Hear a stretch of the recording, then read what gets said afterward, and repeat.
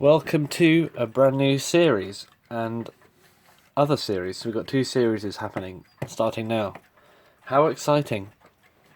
The first one is it's going to be a long-running project in the background, which I'll announce now.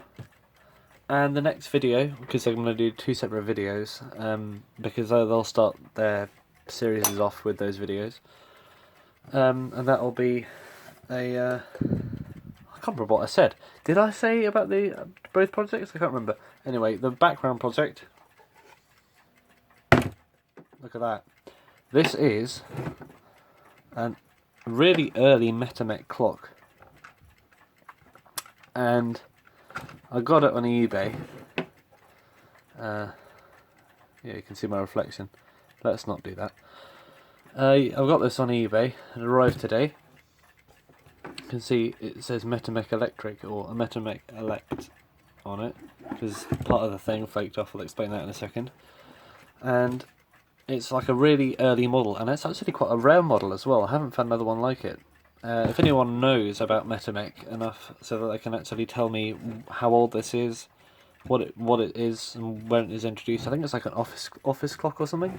It's got a hook on the back, but it's also got, it's flat enough to have on a table as well. You can see all those screws. But as you can see, someone has really gone to town on it, and they've replaced the original electric movement with a quartz movement. It's 12888, which is, I think, the brand name. I've never heard of it.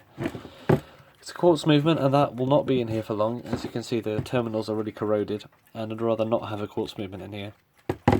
So that gives me really the only option to do, I think, that is worthwhile doing, is finding an original Metamec Electric movement. And I think I know which one this would have been in, based on the three holes.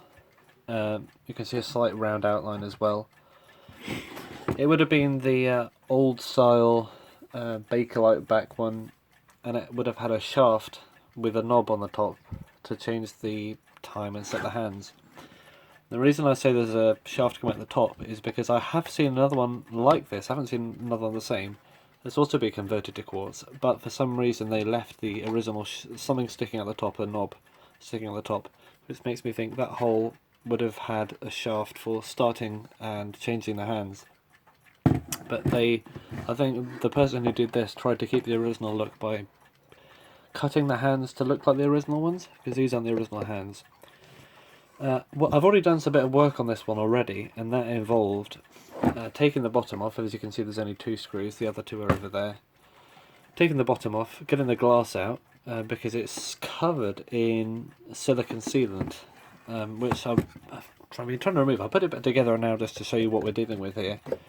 But the glass has loads of sealant around the edge of it, which I'm not sure why that is. It doesn't exactly rattle, but I'm going to try and get all of that off. Also, it's the stuff in the edges as well, and unfortunately I haven't been able to separate the sides of this. I think I probably need a lot of force, but I'm worried about damaging the stuff inside, because that wooden dial plate is attached to those sides with a lot of glue, and nails at the top as well. They've been filled in. So I think I should be able to get around that, but it's these bits here that I'm going to have to deal with, which it'll be so much satisfaction when they're gone, but at the moment, because it's all over the glass, it really looks really bad. I mean, ideally I could find a movement with the original hands like this as well. I've also moved the number 6 and 9 by taking them off and gluing them back on again. Hopefully they're slightly straighter than they were, because the 6 was like all the way up there and the 9 was all the way down there, and it looked really bad. So yeah, hopefully I've improved that a little bit already. But that's as much as I can say for this so far. Journey with Metamec, old clock. I think it would have been slightly darker as well based on the back. I don't think this is, I think it's been sanded down like the Seth Thomas has. But anyway, I'll be really interested to see if anyone's watching this video who knows about these old Metamecs. I'd really like to know more about this particular one. It's got 4745 stamped in the top there. I think that's original. It's also got a number, I think it's a number 2 or a number 12. I think it's a number 2, sort of written in handwriting on the bottom. But yeah, that can be easily filled enough with some plywood. It's just a rectangle. But it's the movement, that's the real task to find. Because I need to find a movement which, number one, you know, is in a repairable condition, and number two, it's not attached to another clock, preferably. Or at least one that's in worse condition than this.